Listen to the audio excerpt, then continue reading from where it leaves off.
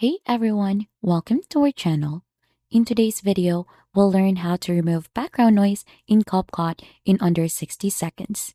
So if you have your own videos with audio on your CapCut and then you're having issues with its audio, then you're onto the right guide if you want to go ahead and try to remove those minimal background noises for that.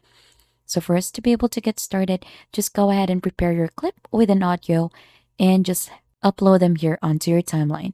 So I've added that one in here, and if you still haven't onto your end, just click onto import onto the upper part corner of the screen and then drag and drop the videos that you want to use.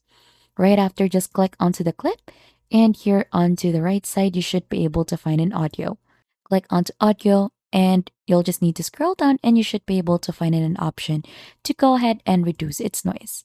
So as you can see, the noise has been reduced onto your clip. Just go ahead and do another preview for that. And you should be able to see that the minimal noises onto your clip has been removed. And that is just basically it, how you remove background noise in CapCut in under 60 seconds. And if you think the tutorial has been helpful, then don't forget to hit the like, subscribe, and we'll see you on to our next video.